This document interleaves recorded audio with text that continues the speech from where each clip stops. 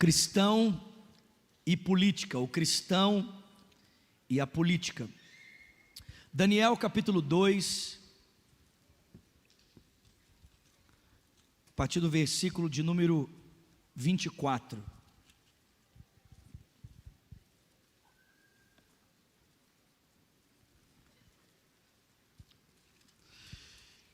Se alguém tem interesse de se aprofundar mais nesse assunto, eu queria fazer a indicação de 3 livros, que são livros que podem ajudar você a ter um aprofundamento maior a respeito desse assunto, cristão e política.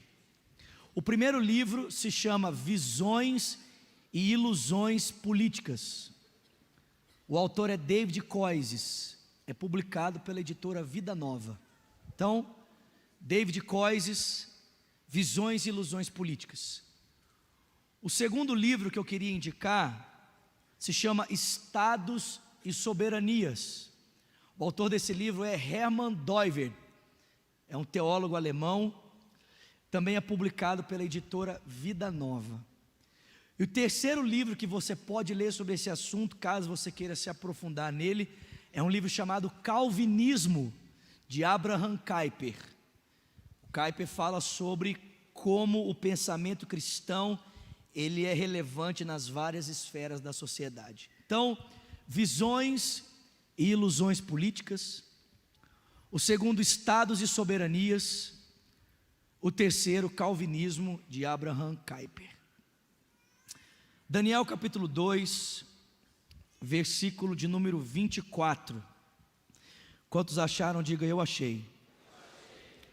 O texto diz: então Daniel foi falar com Arioque, a quem o rei tinha designado para executar os sábios da Babilônia, e lhe disse: não execute os sábios, leve-me ao rei, eu interpretarei para ele o sonho que ele teve. E imediatamente Arioque levou Daniel ao rei e disse: encontrei um homem entre os exilados de Judá, que pode dizer ao rei o significado do sonho. E o rei perguntou a Daniel, também chamado Beltesazar: você é capaz de contar-me o que vi no meu sonho e de interpretá-lo? Daniel respondeu: nenhum sábio, encantador, mago ou adivinho é capaz de revelar ao rei o mistério sobre o qual ele perguntou. Mas existe um Deus nos céus que revela os mistérios. Alguém pode dizer glória a Deus? Isso aqui é texto pentecostal, irmão. Existe um Deus no céu que revela mistérios. Aleluia. Ele mostrou ao rei Nabucodonosor o que acontecerá nos últimos dias. O sonho e as visões que passaram na tua mente quando estavas deitado foram os seguintes: quando estavas deitado, ó rei, tua mente se voltou para as coisas futuras, e aquele que revela os mistérios te mostrou o que vai acontecer. Quanto a mim, esse mistério não me foi revelado porque eu tenha mais sabedoria do que os outros homens, mas para que tu, ó rei, saibas a interpretação e entendas o que passou na tua mente. Tu olhastes, ó rei, e diante de ti estava uma grande estátua, uma estátua enorme, impressionante, e sua aparência era terrível. A cabeça da estátua era feita de ouro, o peito e o braço eram de prata, o ventre e os quadris eram de bronze, as pernas eram de ferro, e os pés eram parte de ferro e parte de barro. Enquanto estavas observando, uma pedra soltou-se sem auxílio de mãos e atingiu a estátua nos pés de ferro e de barro e os esmigalhou. E então o ferro, o barro, o bronze e a prata e o ouro foram despedaçados e viraram pó, como o pó da debulha do trigo na eira durante o verão. O vento os levou sem deixar vestígio, mas a pedra que atingiu a estátua tornou-se uma montanha e encheu toda a terra. Foi esse o sonho, e nós o interpretaremos para o rei. Tu, ó rei, és o rei dos reis. O Deus dos céus concedeu-te domínio, poder, força e glória. Nas tuas mãos Ele colocou a humanidade, os animais selvagens e as aves dos céus. Onde quer que vivam, Ele fez de ti o governante deles todos. Tu és a cabeça de ouro. Depois de ti surgirá um outro reino inferior ao teu. Em seguida surgirá um terceiro reino, reino de bronze, que governará toda a terra. Finalmente haverá um quarto reino, forte como o ferro, pois o ferro quebra e destrói a tudo. E assim como o ferro despedaça tudo, também ele destruirá e quebrará a todos. Como viste, os pés e os dedos eram parte de barro e parte de ferro. E isso quer dizer que será um reino dividido, mas ainda assim será um pouco da força do ferro, embora tenhas visto misturado com o barro. Assim os dedos eram parte de ferro e parte de barro. Também esse reino será em parte forte e em parte frágil. E como vistes, o ferro estava misturado com o barro. E isso significa que buscarão fazer alianças políticas por meio de casamentos. Mas a união decorrente dessas alianças não se firmará. E assim como o ferro não se mistura com o barro. E na época desses reis, o Deus dos céus estabelecerá um reino que jamais será destruído e nunca será dominado por nenhum outro povo. Destruirá todos os reinos daqueles reis e os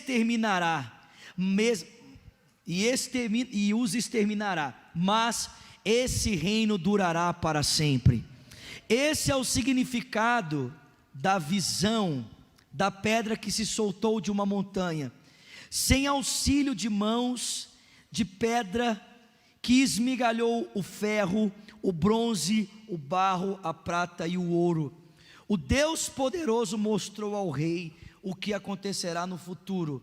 O sonho é verdadeiro e a interpretação é fiel. Senhor, essa é a tua palavra. Nós queremos ouvir a tua voz, queremos aprender do Senhor, queremos ser ensinados pelo Senhor nessa noite. Fala-nos, ó Deus, por meio da tua palavra. Nós oramos agradecidos em o nome de Jesus, e quem crê diga amém. Nabucodonosor tem um sonho, e nesse sonho ele vê uma sucessão de reinos, do reino babilônico para o reino medo-persa, do reino medo-persa para o império grego, do império grego para o império romano. E após então o estabelecimento do império romano, o texto sagrado diz para mim e para você que uma pedra vem dos céus, sem o auxílio de homens, e essa pedra então ela esmiuça, ela esmigalha todos os reinos e os seus reis. E o texto bíblico diz que essa pedra, após destruir toda a expressão de reino, toda a expressão de império, ela então cresce, se torna uma montanha que ocupa toda a terra.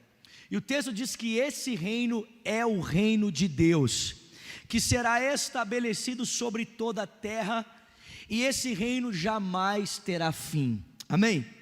O interessante é perceber que é uma pedra que vem e esmaga toda a expressão de reino, toda a expressão de império.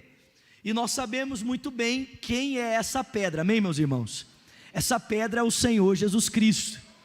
Em Mateus capítulo 16, Jesus diz: sobre esta pedra edificarei a minha igreja, e as portas do inferno não prevalecerão sobre ela. Mas preste atenção, para o estabelecimento do reino de Deus, que é através da pessoa de Cristo, deverá acontecer uma aniquilação de todos os outros reinos. Deverá acontecer a destruição de toda a expressão de império, de toda a expressão de governo. A pergunta é: por que o reino de Deus ele deve ser estabelecido mediante a destruição de toda a expressão de reino ou de império. Ou eu poderia dizer, porque o reino de Deus precisa ser estabelecido com a destruição de toda ideologia, de toda referência humana que busca trazer aos homens a estabilidade e a paz, que não fazem referência à pessoa de Deus. Muito simples, porque toda expressão de império ou toda ideologia política é na verdade uma expressão idólatra. Na verdade, toda ideologia política, toda expressão de governo ou de império humano tem por trás da ideologia uma expressão de idolatria. E por que eu faço essa afirmação? Muito simples, irmãos. Nós precisamos entender que idolatria não é apenas a construção de uma imagem. Não é apenas, a idolatria não se dá apenas como referência a um ídolo.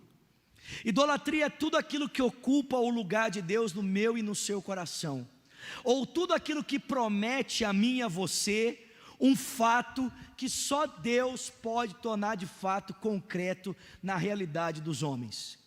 E vale lembrar que toda ideologia política ou toda expressão de governo promete aos homens resolver o problema dos homens sem necessariamente fazer referência a Deus.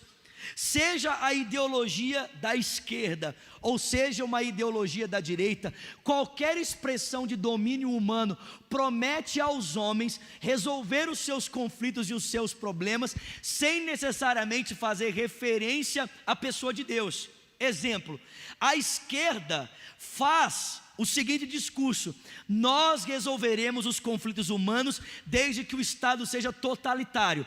Uma vez que o Estado é totalitário, ele pode então distribuir de maneira igualitária o recurso entre os homens, providenciar então uma igualdade social para os homens, de tal maneira que toda estrutura corrompida, que não possibilita aos homens ter uma vida de paz, será então resolvida e os homens terão uma vida perfeita.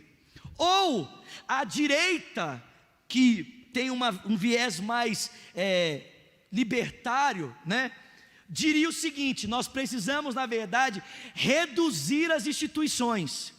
O homem deve ter liberdade suficiente para decidir a respeito da sua vida, a respeito do seu futuro, a respeito das instituições. E quanto mais autônomo o homem for na sua liberdade de expressão, o homem então terá então um lugar perfeito a qual ele deve se viver. Afinal de contas, o homem é bom e todas as suas escolhas, sendo elas condicionadas em uma estrutura de liberdade, o homem então poderá ser favorecido politicamente, socialmente, economicamente. Mas presta atenção, irmãos, o problema do homem não é apenas uma estrutura social. O problema do homem é o seu estado de alienação em relação à pessoa de Deus. O problema não está numa estrutura política. O problema do homem está na sua rebelião em relação à pessoa de Deus. Porque o homem se rebelou em relação à pessoa de Deus, o homem vive num estado decaído, e não existe estrutura social que possa resolver esse problema. Só existe uma pessoa que pode mudar a realidade do coração do ser humano, e essa pessoa é Jesus Cristo. Portanto, nenhuma ideologia pode oferecer ao homem a verdadeira transformação que o homem precisa. Porque presta atenção, meu irmão, a prova de que nem direita e nem esquerda funciona são os governos presentes no mundo. Se você olhar para as ideologias políticas que presidem o mundo, você vai perceber que nenhuma delas é suficiente para resolver o problema humano. Por quê? Porque elas prometem ao homem uma coisa que só Deus é capaz de fazer. Só Deus é capaz de fato de transformar o coração dos seres humanos. Todo ser humano é criado para de alguma forma ter algum tipo de Deus. Nós somos criados para de alguma forma nos relacionarmos com Deus. E se Deus não ocupa a centralidade do nosso coração, de alguma forma nós iremos estabelecer um ídolo para que assim o faça. E automaticamente estabelecendo esse ídolo, nós começamos a moldar a nossa vida de acordo com essa referência que ocupa o lugar de Deus no nosso coração. E automaticamente nós temos a tendência de estruturarmos toda a realidade à nossa volta a partir desse ídolo que ocupa o nosso coração e de pessoas que têm o mesmo ídolo dentro do seu próprio coração. É assim que funcionam as ideologias partidárias. As pessoas substituem Deus por uma ideologia política, elas começam a estruturar a sua vida em torno dessa ideologia, e depois elas conseguem socialmente se juntarem a outras pessoas que têm o mesmo ídolo no seu coração, a fim de transformarem a sociedade à sua volta, de acordo com os parâmetros do ídolo que elas estabeleceram dentro de si. Mas isso não funciona, meu irmão. Isso não funciona. O que acontece é que, uma vez que toda ideologia tem por trás esse pano idólatra, o que acontece é que nós então começamos a deificar as ideologias, nós começamos a deificar essas expressões de poder, e nós começamos a pensar que elas são suficientes para resolver os dilemas humanos. Você quer ver uma das coisas que o pessoal costuma dizer por aí? O pessoal costuma dizer o seguinte: o problema do nosso país é educação. Se o Brasil for uma nação melhor educada, o problema do povo brasileiro será resolvido. E é verdade que um pouco mais de educação a respeito do povo brasileiro tornaria o povo brasileiro um pouco melhor, mas presta atenção, irmão. Quando nós dizemos que a educação é suficiente para resolver o problema do nosso povo, nós acabamos de transformar a educação num ídolo. Nós acabamos de dizer que a educação é suficiente para fazer aquilo que só Deus é capaz de fazer. Deus pode usar a educação para tornar o nosso povo mais consciente, mas a educação não pode ocupar o lugar de Deus como resposta a todos os dilemas que o ser humano tem e socialmente ele encontra na sua vida. Uma coisa é pensar no Deus que usa a justiça, no Deus que usa a educação, no Deus que usa vários segmentos a fim de tornar o nosso país melhor, né? O Deus que estabelece princípios que devem nortear os vários segmentos da sociedade para que a sociedade seja uma sociedade melhor. Isso é uma coisa. A outra coisa é colocar essas coisas no lugar de Deus e pensar que elas por si mesmas são suficientes para fazer aquilo que só Deus é capaz de fazer. Se nós não entendemos isso, nós começamos a deificar essas coisas. Nós começamos a pensar que as nossas ideologias são suficientes para nos prometer salvação. E a tendência é que todas as vezes que nós abraçamos uma ideologia e não entendemos que ela tem um viés idólatra por trás e a colocamos no lugar de Deus, a nossa tendência natural é passar a ler a vida, é passar a ler a existência pela ótica dessa idolatria, pela ótica dessa ideologia. E sabe qual é o nosso problema? Quando nós começamos a ler a existência pela ótica das ideologias políticas, é que a gente pensa que o mal é intrínseco à ordem natural. O mal faz parte da sociedade. O mal ou o pecado não tem a ver com o ato de rebelião que os homens têm em relação à pessoa de Deus. Não, o pecado ou o mal é intrínseco à ordem criada. Exemplo, o pessoal da esquerda vai dizer que o mal, né, o problema da sociedade é que ela não é uma sociedade justa, ela não é uma sociedade igualitária. Então o que nós precisamos fazer? Nós precisamos resolver esse problema, nós precisamos reduzir a liberdade do indivíduo através do governo ou através da força do Estado, para que o Estado determine como o indivíduo deve viver. Mas presta atenção, irmão, liberdade é um problema? Liberdade é um mal? Autonomia é um mal? Mas a esquerda vai dizer para mim e para você que liberdade é um mal, que se a nossa liberdade fosse reduzida pelas instituições políticas, o nosso tempo, o nosso mundo seria melhor. Ou a direita vai dizer para mim e para você que na verdade instituições, né, cargos, posições políticas, é isso aí que nos oprime. Se nós fôssemos livres dessas expressões políticas, né, de governo, nós teríamos uma sociedade melhor. Quanto menos gente no poder, melhor o ser humano viveria. A pergunta é: existe problema em hierarquia? Existe problema em pessoas no poder, sim ou não? Não. Deus foi quem criou isso. Romanos capítulo 13 diz que toda autoridade é instituída por Deus. Então presta atenção, o problema nem está na liberdade humana e nem está nas instituições de poder.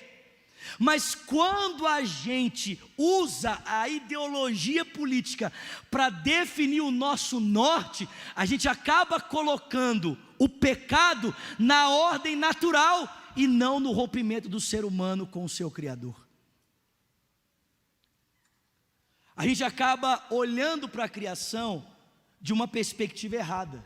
Bom, e se a gente identifica o mal numa perspectiva errada, consequentemente nós vamos ter uma resposta errada para o mal, sim ou não? Porque se nós não conseguimos identificar de maneira coerente qual é o real problema da sociedade, automaticamente nós não temos a resposta coerente para esse problema. E é exatamente o que a gente vê acontecer aí fora, não é? O pessoal da esquerda dizendo para a gente: não, o problema do Brasil são essas instituições retrógradas. O problema do Brasil é que família não deve ser mais pensada dessa forma. O problema do Brasil são esses valores ultrapassados que deveriam estar sendo abolidos. Mas a pergunta é: esse é o problema do nosso país? É esse o problema do povo brasileiro?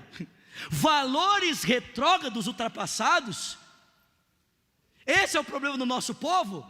A falta de liberação da maconha, a falta de liberação das drogas, o licenciado da prostituição, esse é o problema do nosso país. Quer dizer, o nosso país vive uma crise hoje porque nós somos retrógrados na nossa forma de pensar os valores e a conduta. Me ajuda aí, irmão. O problema do nosso país não tem nada a ver com valores. O problema do nosso país não tem nada a ver com ética, com moral. O problema do nosso país tem a ver com a relação que o nosso país tem com a pessoa de Deus. Porque nós nos tornamos um país secularizado, em que Deus não é mais referência para se pensar nada. E porque nós estamos excluindo Deus da história do nosso país, automaticamente nós estamos colhendo os frutos dessa secularização na nossa nação, assim como os países europeus e os países norte-americanos estão colhendo a sua história por causa da mesma coisa. Mas quando a gente tem uma visão equivocada da história por causa de uma perspectiva idólatra baseada nas ideologias políticas, a gente passa a ler a história de uma forma errada e começa a apontar problemas errados e começa a apontar também soluções erradas. E sabe o que acontece? O que acontece é que esse pessoal, presta atenção, gente, esse pessoal em nome da sua fé, porque isso aqui é religião, cara. Em nome da sua fé, esse pessoal diz o seguinte: para que a gente chegue no lugar em que nós queremos chegar, vale qualquer coisa. Qualquer sacrifício é válido para que a gente possa alcançar a justiça. Então presta atenção, não importa qual ideologia seja, todas elas de alguma forma querem alcançar a justiça. Pelo menos esse é o discurso, né? Agora, sabe o que é interessante? É que a justiça é alvo de toda a ideologia, mas a justiça nunca é parâmetro para se chegar à justiça. A justiça é alvo, mas ela não é parâmetro para decidir o caminho para a justiça. Quer dizer, olha para o governo que há pouco tempo presidia o nosso país, né? O discurso é um discurso de justiça, mas para alcançar a justiça não foi parâmetro para eles decidirem a história. Sabe por quê, gente? Porque para esse pessoal, escuta isso aqui, para esse pessoal vale qualquer coisa para se alcançar os seus objetivos. Se for preciso mentir, eles vão mentir. Se for preciso roubar, eles vão roubar. Se for preciso destruir valores e princípios, eles vão destruir. Por quê? Porque em nome do seu objetivo vale qualquer coisa. Vale qualquer coisa. Eu e você precisamos ter isso em mente, meu irmão. Quando a gente fala de política, quando a gente fala de um cristão se relacionando com a política, a gente precisa lembrar, em primeiro lugar, que política, ideologia partidária, é uma expressão de idolatria. Em primeiro lugar, porque ela ocupa o lugar de Deus. Em segundo lugar, porque se promete aquilo que só Deus pode fazer. Em terceiro lugar, porque aponta situações que precisam de serem transformadas, sem que necessariamente elas sejam reais. Em quarto lugar, porque elas apontam valores errados, situações erradas a partir da sua ideologia, também prometem uma salvação errada. E por último, vale qualquer sacrifício em prol dessa ideologia, né? Olha que coisa interessante. O Senhor Jesus Cristo, Ele precisou se sacrificar para que nós pudéssemos novamente termos acesso ao Pai, sim ou não? Esse pessoal diz o seguinte: vale qualquer sacrifício para que a justiça seja alcançada. E você vai dizer para mim que isso não é idolatria? Aí a pergunta é, vou acabar. Se toda expressão ideológica tem esse viés idólatra por trás, como é que deve ser a relação de um cristão com a política? Como é que um cristão deve se relacionar politicamente, né?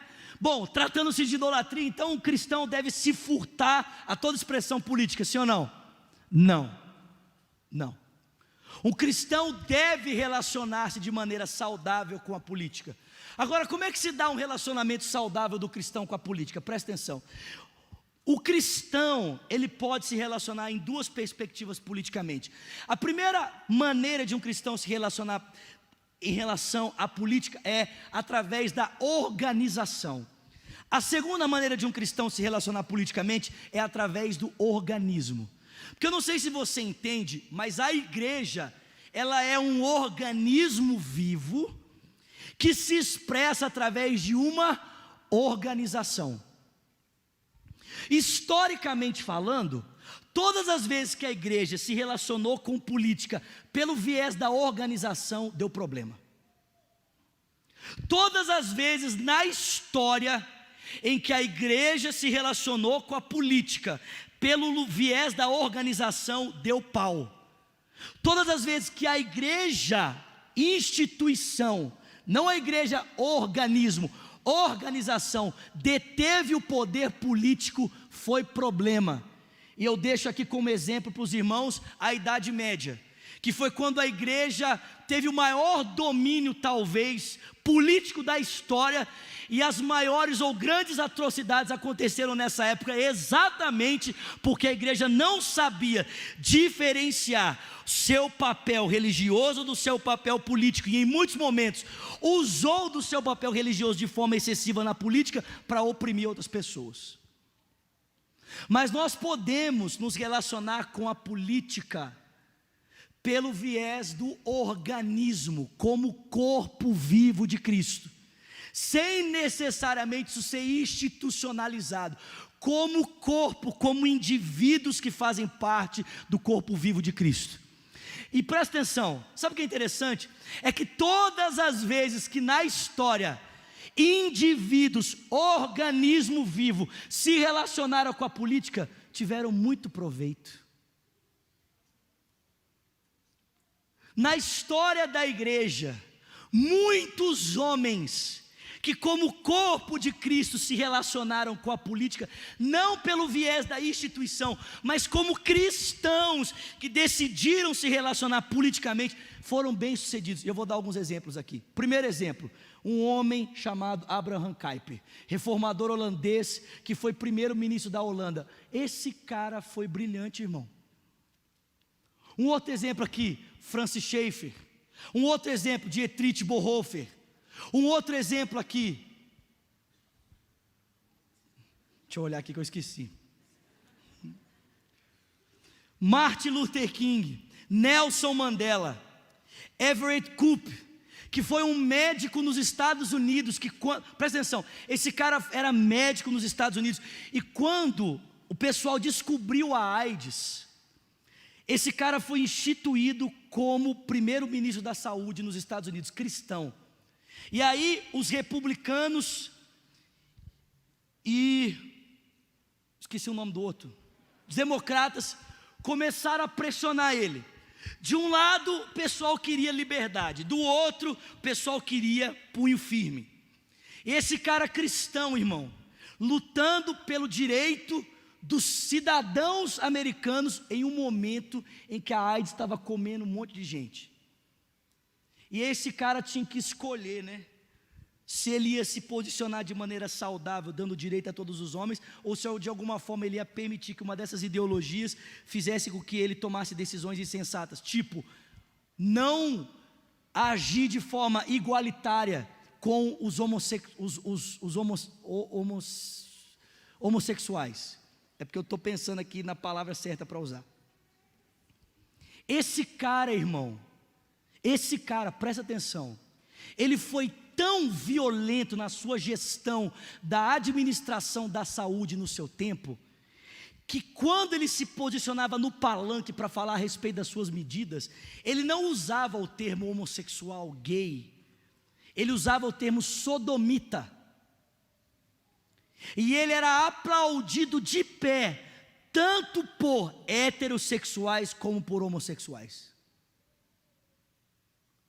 Gente que fez a diferença, gente que se relacionou de maneira saudável com a política, sendo organismo, sendo corpo de Cristo. Então presta atenção, é possível que um cristão se relacione de maneira saudável com política? Sim, desde que isso não seja feito pelo viés da instituição, desde que seja feito a partir da consciência de que ele é o corpo vivo de Cristo, e como parte desse corpo ele pode então relacionar-se saudavelmente com a política. Historicamente falando, irmãos, todas as vezes que as instituições religiosas tentaram deter o domínio político, isso deu confusão.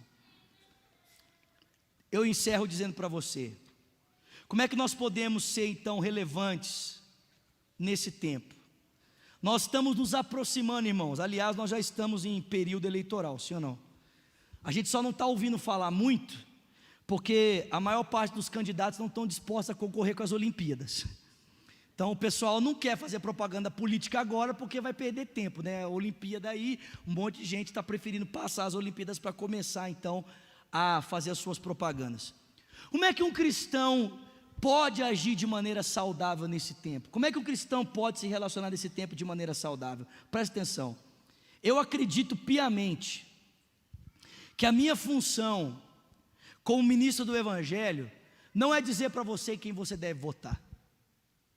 Eu acredito que eu não tenho esse direito de usar o poder que Deus me concerniu de proclamar a mensagem dele, para de alguma forma influenciar você, dizendo para você em quem você deve votar. Eu acredito que o papel de um ministro cristão não é dizer para o seu povo em quem eles devem votar, mas torná-los conscientes para que eles possam votar de maneira coerente.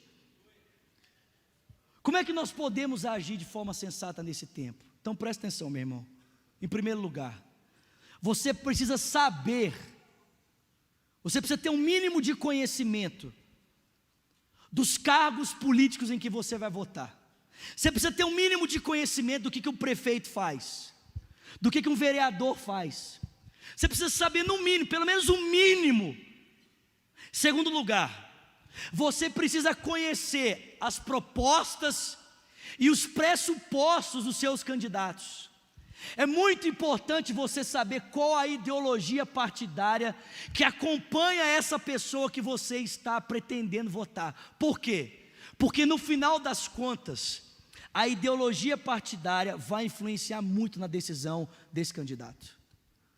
Se nós queremos uma sociedade melhor, nós precisamos nos lembrar que como cristãos nós temos papel a desempenhar nesse contexto, como organismo, como corpo vivo de Cristo.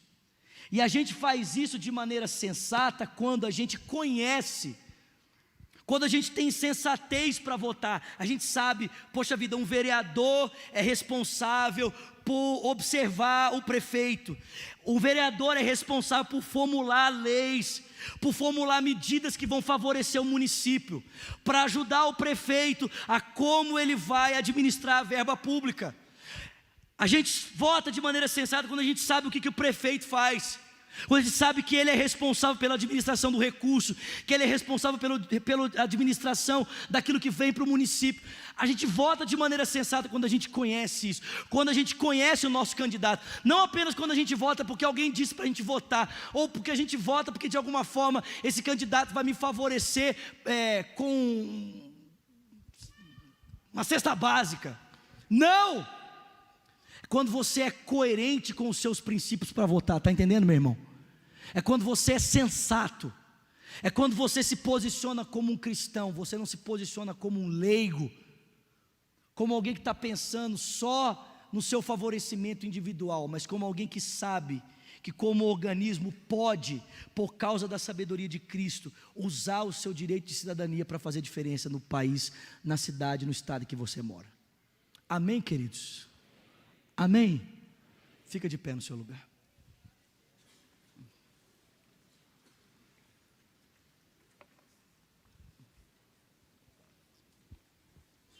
Desculpa passar aqui alguns minutos aqui. Feche seus olhos. Coloque as suas duas mãos sobre o seu coração.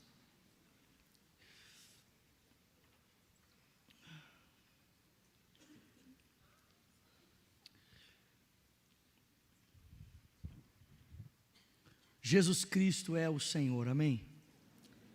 O reino dele será estabelecido. Só Ele pode, meus irmãos, só Ele pode, de fato, trazer a paz que os homens precisam em todas as esferas da sociedade.